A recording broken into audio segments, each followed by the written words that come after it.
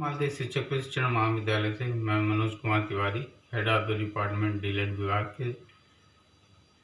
जो आपका BEd CET 2020 Bihar entrance exam और डीलेड एंट्रेंस एग्ज़ाम 2020 का चल रहा, उसकी तैयारी भुवन मालती शिक्षक प्रशिक्षण महाविद्यालय के सक्रिय सचिव श्री कृष्ण मुरारी अग्रवाल के द्वारा एक मुहिम चलाई गई है कि बच्चे ज़्यादा से ज़्यादा सफल हों, अपने जो सिलेक्शन जो अधिकतम अंक लाके जो अपना निर्धारित कॉलेज है चुनना चाहते हैं वो प्राप्त करें, ये लक्ष्य है उनका। तो उसी लक्ष्य को पाने के लिए सभी हमारे शिक्षकगण आपको अपने अपने विषय से रिलेटेड सब्जेक्ट मैटर जितने भी आपको आने हैं, जो सब्जेक्ट मैटर के अंतर्गत जो विषय आने हैं, जो टॉपिक आने हैं, वो से रिलेटेड आपको सारी चीज़ें बता रहे हैं। वीडियो के मार्फत आपको सुविधा प्रदान की जा रही है इसकी। तो जैसे कि मुझे वर्बल एंड एनालॉजिकल जो टॉपिक है आपके, इससे 25 क्वेश्चन आते हैं आपके। तो 25 क्वेश्चन मतलब 25 नंबर के क्वेश्चन आएंगे।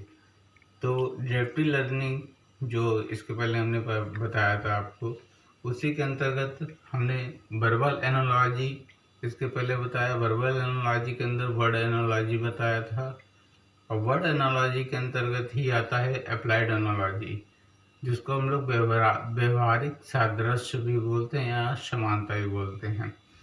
तो वर्बल एनालॉजी या अप्लाइड एनालॉजी होता क्या है? शाब्दिक सादृश्य या व्यवहारिक सादृश्य बोलें। वर्बल एनालॉजी को शाब्दिक सादृश्य बोलते हैं और अप्लाइड एनालॉजी को व्यवहारिक सादृश्य बोलते हैं।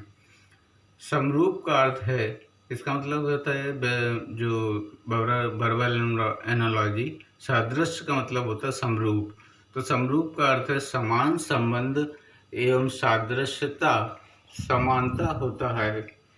इनका मतलब अर्थ समानता होता है या दो या अधिक वस्तुओं के बीच समानता या एक निश्चित संबंध के तहत संबद्धता व्यक्त करता है। ये एक ऐसा परीक्षण है जो वस्तुओं के बीच समानता का, उनमें निहित आंतरिक संबंधों को समझने तथा विश्लेषण करने की मानसिक योग्यता को मापता है। स्पष्टता समानता की जांच वस्तुओं के आंतरिक गुणों की बारीकी को समझ के आधार पर किया जाता है। जो आज का हमारा टॉपिक है अप्लाइड एनालॉजी, व्यवहारिक सादृश्य। तो व्यवहारिक सादृश्य के या समरूपता कहें उसको, सादृश्य को। तो व्यवहारिक समरूपता के अंतर्गत कई प्रकार के जो प्रश्न पूछे जाते हैं आपकी परीक्षा में, किंतु सभी में अंतर्निहित मूल सिद्धांत एक ही होता है।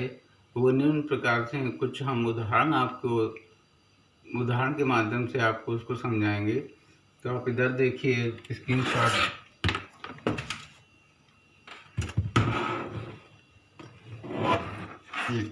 पॉज कर।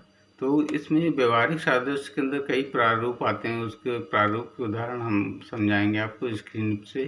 तो आप स्क्रीन पे देखिए। पहले तो BEd CET 2020 Bhuvan Malti teacher training college Motihari Bihar, BEd CET 2020 Bihar entrance exam, DElEd entrance exam 2020, ये हम लोग तैयारी करा रहे हैं। कॉलेज कोड है हमारा ERCAPP 1314, इसका नंबर है। एंड कॉलेज सीरियल नंबर है 184 184। हमारा सब्जेक्ट है लॉजिकल एंड एनालिटिकल रीजनिंग, जिसके 25 क्वेश्चन आते हैं, मतलब 25 नंबर के। आज का जो हमारा टॉपिक है वर्बल एनालॉजी, जिसको अप्लाइड एनालॉजी के अंतर्गत पढ़ाया जाता है। शाब्दिक सादृश्य, इसको व्यवहारिक सादृश्य बोलते हैं। आज हम व्यवहारिक सादृश्य के बारे में बात करेंगे। तो व्यवहारिक सादृश्य के कुछ उदाहरण दे रहे हैं आपको। तो प्रारूप फर्स्ट में है उदाहरण 1 कि हिंदू का जैसे संबंध मंदिर से है, तो सिख का संबंध किससे होगा? तो आपको ऑप्शन दिया गया है गुरुद्वारा, लंगर, स्वर्ण मंदिर और खालसा। तो जब हिंदू जब पूजा करने जाता है तो मंदिर में जाता है, तो सिख कहाँ जाएगा? गुरुद्वारे में जाएगा। तो is right option is gurdwara होगा इसका। नेक्स्ट इसका ऑप्शन एक और ले रहे हैं कि चंचल का संबंध सुस्त से है तो मोटा का संबंध किससे होगा। चंचल जबकि विपरीत शब्द है सुस्त का, तो मोटा का विपरीत शब्द क्या होगा, पतला होता है। तो इसका राइट आंसर पतला होगा। प्रारूप सेकंड के अंतर्गत अगर देखें तो दिया गया लखनऊ संबंध है पटना और चेन्नई, ये 3 शब्द दिए गए हैं और इनमें चुनाव करना कोलकाता, गोवा, कानपुर, अजमेर। जबकि ये हम देखें कि लखनऊ, पटना और चेन्नई ये सभी प्रांतों की राजधानियां दी गई हैं और ये कोलकाता ही एक है आपकी जो एक राजधानी है, इनमें से और कोई राजधानी नहीं है। तो इसका राइट आंसर क्या होगा, कोलकाता होगा। निम्न और इस प्रकार का प्रश्न आता है कि निम्न में से कौन वैसा ही है जैसा नारंगी, पीला और बैगनी। आगे क्या होगा आपका, तो चमकीला, रंग, लाल या रंगीन। तो नारंगी पीला होता है, तो बैगनी क्या है हमारा, बैगनी एक हमारा रंग है, इसलिए इसका राइट आंसर बी होगा। प्रारूप थर्ड के अंतर्गत कुछ इस प्रकार क्वेश्चन पूछे जाते हैं कि जनवरी का संबंध दिसंबर से है, तो ये ऑप्शन दिए गए हैं कि ए का संबंध जेड से है, बी का संबंध 1 से 100 और सी का माह से वर्ष तक और डी का अमीबा से मानवीय तक। इसका संबंध देखिए, जनवरी का संबंध दिसंबर, ये आपको दिया गया जनवरी पहला जो वर्ष के महीने होते हैं, तो जनवरी का पहला महीना और दिसंबर का आखिरी महीना, तो पहला और शुरुआत। तो ये अल्फ़ाबेट अगर देखें वर्णमाला में तो A to Z ये पहला ए होता है और जेड लास्ट होता है हमारा, तो A to Z ये लास्ट है, क्योंकि गिनती हमारी 100 पे समाप्त नहीं होती और माह वर्ष में कोई संबंध नहीं होता, ये बदलते रहते हैं। अमीबा मानवीय नहीं होता है। नेक्स्ट इसका उदाहरण लेते हैं, आलस का संबंध कार्य से है। तो अब इसमें आपसे चुनना है तेज कि बुद्धिमान, मितभाषी, बातूनी, साहस, कायर, बलिष्ठ या बीमार। तो जब आलस जो जिसके अंदर आलस भरा हुआ वो कार्य कर पाएगा कि नहीं कर पाएगा, तो इसमें मितभाषी मतलब होता है जो कम लोग बोलते हैं, तो इसका मतलब है, तो इसका अपोजिट ये होगा बातूनी,